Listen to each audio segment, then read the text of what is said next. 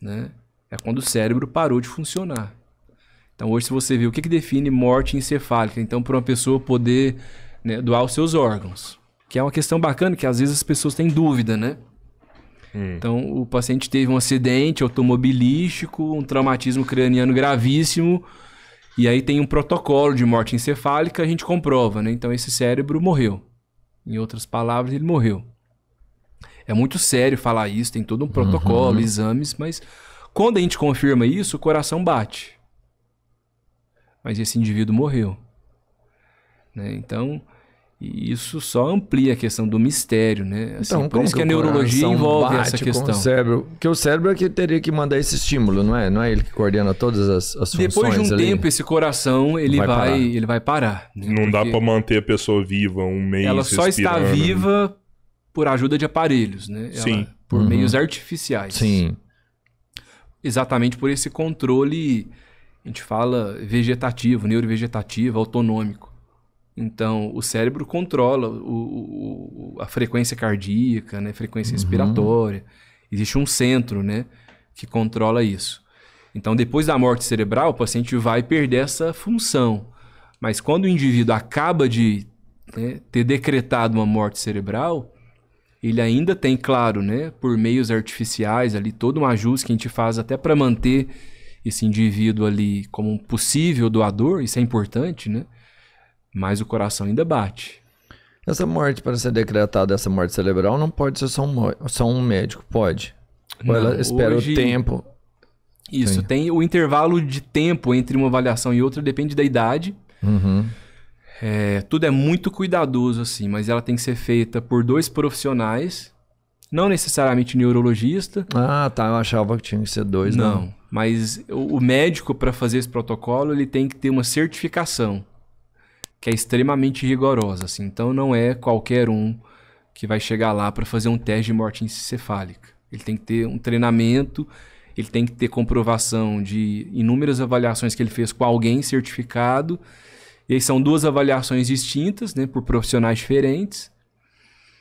E aí são vários testes que a gente faz, clínicos, né, ali na beira do leito, no paciente na UTI, na maioria das vezes. E além disso, tem algum método complementar, que é feito um eletroencefalo, uma arteriografia, para você provar também pelo método complementar que o indivíduo está em morte cerebral, e com vários cuidados. Por exemplo, a gente checa o que o indivíduo usou de medicação nas últimas horas, se a medicação já foi metabolizada adequadamente, se não existe nenhum fator ali que possa, de certa forma, prejudicar, né, esse diagnóstico clínico.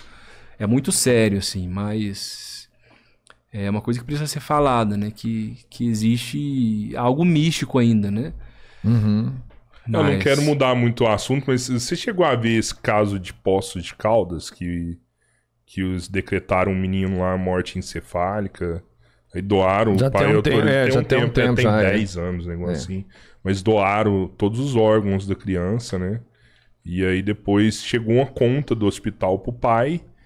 O pai achou estranho ali a conta, levou num médico, e o médico olhou e falou, porra, usaram tanto de anestesia, tanto isso aqui. E aí fizeram uma perícia nos exames e não tinha sido decretada morte cerebral no menino ainda. Cara, não soube, né? Mas é muito sério isso, né? Muito sério. Porque hoje, assim, a gente segue uma legislação e é tudo muito criterioso. Pra você ter ideia, os hospitais hoje, né, eles têm uma comissão para isso. Então, o médico que executa esse teste não é esse médico que vai abordar a família, por exemplo. Isso não seria ético. Sim. Então, existe todo um trabalho, assim, para como dar notícia para a família, falar sobre morte encefálica, falar sobre doação, enfim. Mas, assim, se isso aconteceu, cara, algo muito grave e um erro, né, aconteceu. Mas isso, né, eu nunca vi acontecer. Inclusive, dando um spoiler aqui, no episódio de amanhã a gente vai falar desse assunto. Exato. Com a repórter que cobriu esse caso lá em Vou assistir, inclusive, então. Bem legal. Ela, na verdade, depois eles foram descobrir, aprofundou sobre isso, e ela até descobriu fatos novos sobre esse acontecido.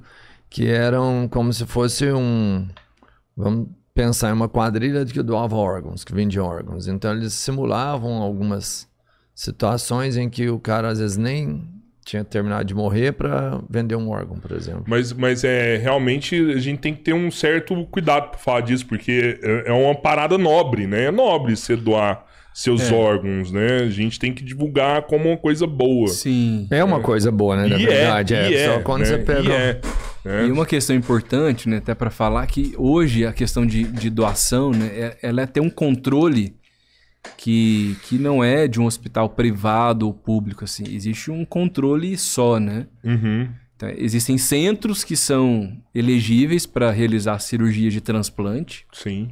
E aí diferentes órgãos, transplante cardíaco, córnea, renal, hepático, enfim. Mas esse controle tem todo um critério, assim. Existe uma lista, né? Uhum.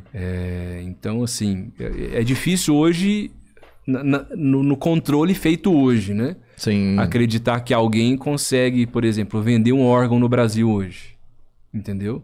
Decretar morte encefálica, fazer uma cirurgia para captação e oferecer isso de forma não oficial. Muito difícil. Sim. Porque automaticamente ele vai pro doador que já está na fila, né? É a vez de X, não, a próxima é a preferência dele, só se... Exatamente, se algo... Pô, alguém contou que buscou o cara em cima de uma montanha que o cara tava porque era a vez dele de receber um órgão.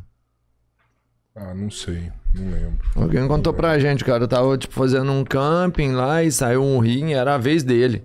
E ele tava lá. E ele tava em cima de uma montanha, e seu órgão veio como assim, tal, eu tô aqui, ele mandou a localização, a organização que é responsável hoje pela distribuição dos órgãos, não sei se é assim que a gente usa o termo, mas eles conseguiram um helicóptero buscar esse cara lá para ele receber, porque era a vez dele receber é muito bem trabalhado. Sim, mesmo, assim, não furar a fila mesmo. É, né? Algo que funciona muito, assim. Muito morte cerebral, assim, em pessoas jovens, por conta de uma pancada?